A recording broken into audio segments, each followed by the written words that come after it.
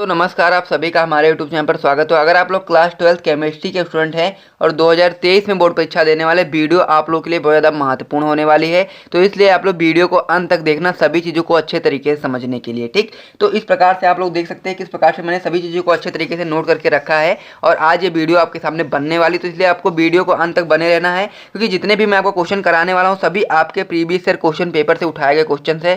साथ ही में जो आपके महत्वपूर्ण क्वेश्चन है उन्हीं को ही कराया जा रहा है। अगर आपको कोई डाउट रहता है तो आप लोग, अगर आपके पास क्वेश्चन बैंक हो तो वहां पर जाकर के चेक कर सकते हैं। ठीक, तो इस सीरीज के अंतर्गत आप लोगों को बताया जा रहा है कि जो आपकी क्लास 12 की केमिस्ट्री होती है उस पूरी बुक की अगर हम लोग बात करें तो आपके 180 प्लस ऐसे महत्वपूर्ण बहुविकल्पी प्रश्न होते हैं जो आप लोगों के लिए बहुत ज़्यादा महत्वपूर्ण होते हैं और ज़्यादा से ज़्यादा यही क्वेश्चन आपके बोर्ड परीक्षा में हर बार देखने को मिलते हैं। तो इस सीरीज के अंतर्गत आपको यही 180 प्लस क्वेश्चन कराए जाएंगे बहुविकल्पी की अगर हम लोग बात करें तो। उसके बाद में फिर आपका आती लघु उत्तरीय प्रश्न आता है, उसमें भी आपके 150 क्वेश्चन ऐसे होते हैं जो महत्वपूर्ण होते हैं। तो सबसे पहले हम लोगों ने बहुविकल्पी प्रश्नों से रिलेटेड आपकी सीरीज को स्टार्ट किया है और अगर आप लोग को इस सभी का PDF वगैरह चाहिए तो आप लोग हमारा ग्रुप ज्वाइन कर सकते हैं। इसका चार्ज केवल 149 है, जिसमें आप लोग को इसी प्रकार से केमिस्ट्री के साथ साथ फिजिक्स और बायोलॉजी के भी नोट्स और इंपॉर्टेंट क्वेश्चन आंसर मिलते हैं। ठीक, बहुत ही मिनिमम फी है, आप लोग ज्वाइन कर सकते हैं। डिस्क्रिप्शन में मेरा व्हाट्सअप नंबर मिल जाएगा, आप लोग मैसेज कर लीजिएगा, मैं आपको डेमो नोट्स भेज दूंगा, आप लोग देख लीजिएगा। अगर आपको समझ में आता है तो आप लोग ज्वाइन कर लीजिएगा। ठीक, तो नवंबर से अगर आपने इस सीरीज़ को फॉलो कर लिया, यानी कह सकते हैं कि अगर आपने अभी से इस सीरीज़ को फॉलो कर लिया दिसंबर तक, तो आप लोग अपने बोर्ड एग्जाम में 91%, 90%, 85% से ऊपर ही आप लोग स्कोर करेंगे। ठीक, तो ये सीरीज़ आपके लिए इतना इंपॉर्टेंट क्यों है, क्योंकि इसमें जितने भी आपके क्लास 12 केमिस्ट्री, फिजिक्स और बायोलॉजी के जितने भी आपके महत्वपूर्ण क्वेश्चन होते हैं जो आपके बोर्ड परीक्षा में हर बार आते हैं, उन सभी क्वेश्चन को कराया जा रहा है।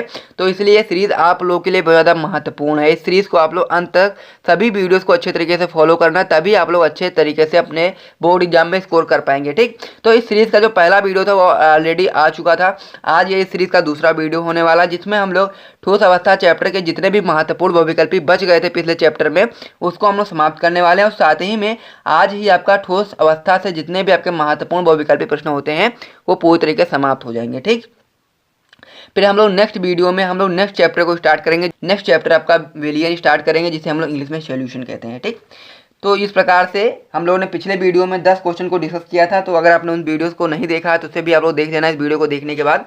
तो चलिए, तो अब नेक्स्ट क्वेश्चन की ओर बढ़ते। तो हमारा जो अगला क्वेश्चन है, इस प्रकार से आप लोग देख पा रहे हो 11 वाला क्वेश्चन, ये नीचे वाला पेज में हटा देता हूँ।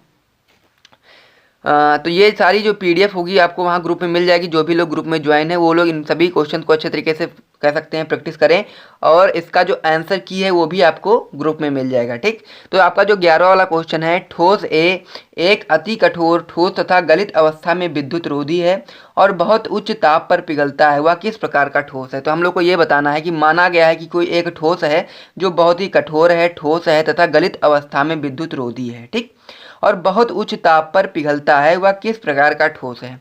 पहला ऑप्शन आपका दिया गया आणविक ठोस है, दूसरा ऑप्शन दिया गया आपका धात्विक ठोस है, तीसरा ऑप्शन आपका दिया गया आयनिक ठोस है, या फिर चौथा ऑप्शन आपका दिया गया सहसंयोजक ठोस है। तो इसमें से हम लोग को सही ऑप्शन बताना है। जो भी आपका होगा सही ऑप्शन आप लोग बता सकते हैं। जिसको भी इसका आंसर पता है वो लोग कमेंट बॉक्स में जरूर बताना, ताकि हमें पता चले कौन कौन से बच्चे ऐसे हैं जिनको सभी चीज़ें अच्छे तरीके से समझ में आ रही हैं। ठीक, तो ये जो आपका अति कठोर ठोस तथा गलित अवस्था में विद्युत रोधी और बहुत उच्च ताप पर पिघलता है, इसके लिए आपका जो ऑप्शन नंबर डी होता है सहसंयोजक ठोस, ये आपका सही आंसर हो जाता है। तो इस पर आप लोग टिक मार देना। अपनी कॉपी में इसे नोट करना चाहें तो नोट कर सकते हैं। इस सीरीज के जितने भी आपके क्वेश्चन होते हैं सभी बहुत ज़्यादा महत्वपूर्ण हैं, तो इसलिए आप इन सभी क्वेश्चन को अगर नोट करना चाहें तो नोट कर सकते हैं। अगर आप लोग नोट नहीं करना चाहते हैं, अगर आपको इसी तरीके से PDF वगैरह चाहिए तो आप लोग हमारा ग्रुप ज्वाइन कर सकते हैं। डिस्क्रिप्शन में मेरा व्हाट्सअप नंबर मिल जाएगा। ठीक, तो अब बढ़ते हैं नेक्स्ट क्वेश्चन की ओर। तो हमारा अगला क्वेश्चन क्या है उसे भी देख लेते हैं। इस पेज को मैं हटा देता हूँ इधर से। तो हमारा जो 12वां क्वेश्चन है इस प्रकार से है कि एक क्रिस्टल तंत्र में आपका जो A है, B है और C है, तीनों बराबर हैं और वहीं पे हम लोग अल्फा बीटा गामा कोण की बात करें तो वो भी तीनों बराबर हैं, साथ ही में 90 डिग्री के नहीं है। ठीक, तो हम लोग को बताना कि वह क्रिस्टल तंत्र कौन सा है। ठीक, तो ये क्रिस्टल तंत्र कैसा है आपका ABC, जिसमें बराबर है लेकिन उसमें अल्फा बीटा कोण बराबर नहीं है। मतलब कह सकते हैं कि अल्फा बीटा कोण तो बराबर है लेकिन 90 डिग्री का नहीं है। तो हम लोग को बताना है कि वह कौन सा क्रिस्टल तंत्र है।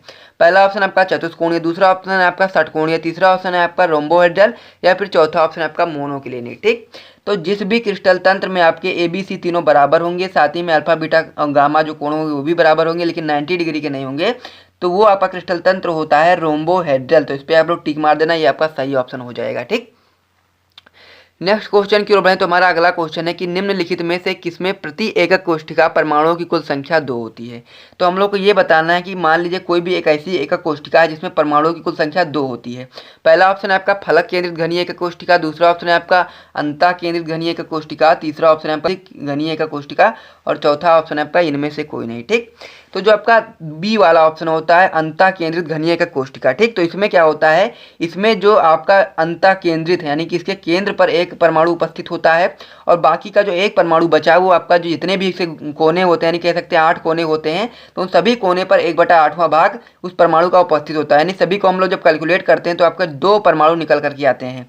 यानी कि जो अंतः केंद्रित घनीय एकक कोशिका होती है उसमें परमाणुओं की कुल संख्या कितनी होती है, 2 होती है। तो इस पर आप लोग बी वाले ऑप्शन पर टिक मार देना, ये आपका सही ऑप्शन हो जाता है।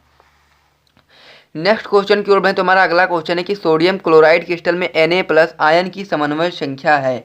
तो हम लोग को यह बताना है कि जो सोडियम क्लोराइड क्रिस्टल होता है उसमें Na+ की जो आयन है उसकी समन्वय संख्या कितनी है। पहला ऑप्शन आपका 6 है, दूसरा ऑप्शन आपका 8 है, तीसरा ऑप्शन आपका 4 है या फिर चौथा ऑप्शन आपका 12 है। ठीक, तो इसमें से जो आपका सोडियम क्लोराइड क्रिस्टल में जो Na+ आयन की जो समन्वय संख्या होती है वो आपकी 6 होती है। तो इसलिए आप लोग पहले वाले ऑप्शन पर टिक मार देना। नेक्स्ट क्वेश्चन की ओर बढ़ें तो हमारा अगला क्वेश्चन है कि FCC एकक सेल के कोर की लंबाई a और उसके परमाणु की त्रिज्या r में हम लोग को संबंध बताना है।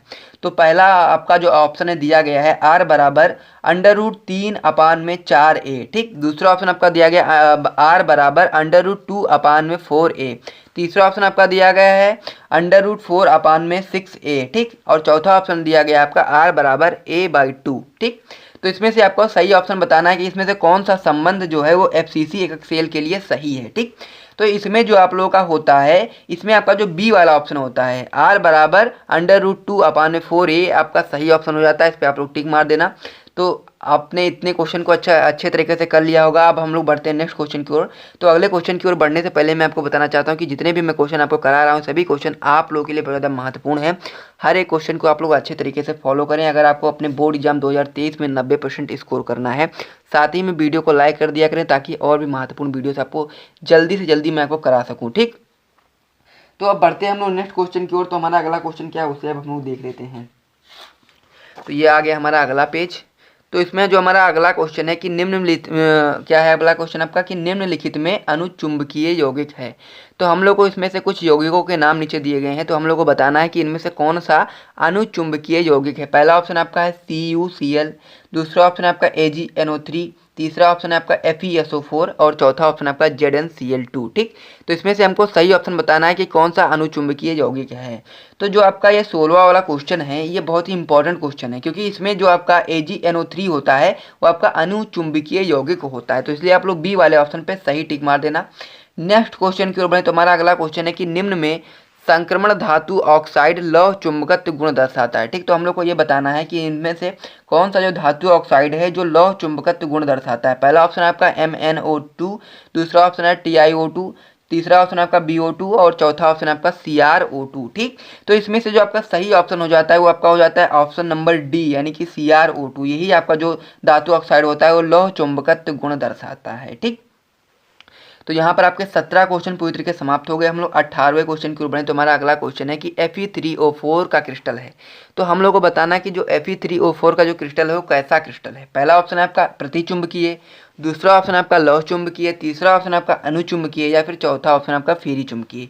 ये क्वेश्चन भी आप लोगों के लिए इंपॉर्टेंट है, इस पर भी आप लोग अच्छे तरीके ध्यान देना कि जो आपका Fe3O4 का जो क्रिस्टल होता है वो आपका फेरी चुंबकीय क्रिस्टल होता है। ठीक, तो इस पर आप लोग टिक मार देना। नेक्स्ट क्वेश्चन की ओर बढ़ते हैं अब हम लोग। तो हमारा अगला क्वेश्चन है कि निम्नलिखित में कौन एक छद्म ठोस है। छद्म का मतलब होता है आभासी ठोस हम लोग कह सकते हैं। तो पहला ऑप्शन आपका NaCl, दूसरा ऑप्शन आपका कांच, तीसरा ऑप्शन आपका CaF2 और चौथा ऑप्शन आपका उपरोक्त सभी। तो ये क्वेश्चन बहुत ही ज़्यादा इजी है, आप लोग आराम से बता सकते हैं। तो इसलिए ये मैं आप पर क्वेश्चन छोड़ता हूँ, इसका आंसर आप लोग कमेंट बॉक्स में बताना। और अगर आपको नहीं समझ में आता तो आप लोग कमेंट कर देना, नेक्स्ट वीडियो में हम लोग नेक्स्ट जब वीडियो बनाएंगे उसमें आपको बता देंगे। ठीक, तो नेक्स्ट क्वेश्चन की ओर हम लोग बढ़ते हैं। अब इस वीडियो का लास्ट और इस चैप्टर का भी लास्ट क्वेश्चन हम लोग बात करें तो कौन से दोष से क्रिस्टल का घनत्व घट जाता है। तो हम लोग को ये बताना है कि कौन सा ऐसा दोष होता है क्रिस्टल में कि उसका घनत्व घटा देता है। पहला ऑप्शन आपका साटकी दोष होता है, दूसरा ऑप्शन आपका फ्रेंकल दोष होता है या फिर तीसरा ऑप्शन आपका एफ केंद्र या फिर चौथा ऑप्शन आपका अंतराकाशी। ठीक, तो जो आपका 20वां वाला क्वेश्चन था, इसमें जो आपका 60 की दोष होता है, अगर मान लीजिए किसी क्रिस्टल में 60 की दोष हो जाता है तो उस क्रिस्टल का जो घनत्व होता है वो घट जाता है। ये चीज़ आपको ध्यान रखनी है कि अगर मान लीजिए किसी क्रिस्टल में 60 की दोष हो जाएगा तो उसमें जो घनत्व होगा उसका घट जाएगा। ठीक, तो ये क्वेश्चन भी आपको अच्छे तरीके से समझ में आ गया होगा। अगर आपको वीडियो पसंद आई तो वीडियो को लाइक कर दीजिए। अगर आपको चैनल से अच्छा कंटेंट मिल रहा है तो आप लोग चैनल को भी सब्सक्राइब कर दीजिए। और मिलते हैं नेक्स्ट वीडियो में नेक्स्ट चैप्टर के साथ।